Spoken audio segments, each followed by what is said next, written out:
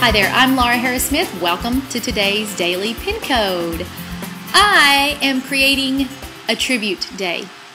I am starting a national day, and hopefully via the internet it will catch on and blaze through the earth. I want to talk to you today about daughters, and we all have one. I have 3, but we all have a spiritual daughter. Maybe you're a school teacher and you have lots of daughters that pass through your class every day. Maybe at church, or maybe in your travels, maybe at your job. There's somebody who's a little younger than you that you speak into their life, or you pour into them, or you need to be. We all have daughters. And I have many daughters in the faith, but I've been thinking this week about my earthly daughters. And Jessica, my oldest, she's 25. She has 3 kids and 1 on the way. And, when oh my goodness, when she was growing up in her teen years, we had some tough financial times. And my husband had walked away from a lucrative job, and we went into ministry, and the rest is history and her story. And there were times when the lights would get cut off. And I remember one time in this house, the lights got cut off, and Jessica had been working all summer babysitting, saving up her money and to cash it in for a $100 bill. She wanted a Ben Franklin. So she gets it. She's so proud of it. The lights get cut off. The bill was like $137. Well, we scrounged up change and bills, between Chris and I, and got the $37. Like, what are we going to do? She goes upstairs. She gets the Ben Franklin. She lays it down in front of us, and she said, "This isn't mine. It's ours."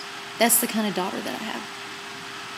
My second daughter, Georgie, she is 17, and she has become my dearest helper. God is so good with birth order, I'm telling you. She has really, now that I had 2 boys in between her and Jessica, I have another helper who's rising up through the ranks. All of my girls have been good at seeing something that needs done around the house, and they do it. And all of my daughters are really good at, they read me emotionally. They know, what's going on.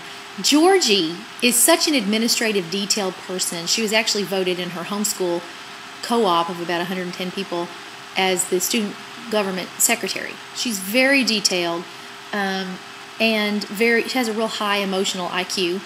So this last weekend, we've had all kinds of creative projects going on. We're doing an audio book. We're doing a TV show with the church. The kids started their TV. They did a episode for a new TV show that's going out right now, and the younger 2 kids did. So we've had so many things going on. I have met myself coming and going. Well, yesterday, this is an example of what Georgie does. We go to church in shifts on Sunday mornings because we're the pastors and we each have different duties. Well, I had a birthday party after church. So Georgie calls me on the way to church, and she says, "Mom, don't forget, you've got the birthday present, and I wrapped for you, and it's on your bed, and you need to take it to the party." I'm like, she's turned into an administrative assistant now.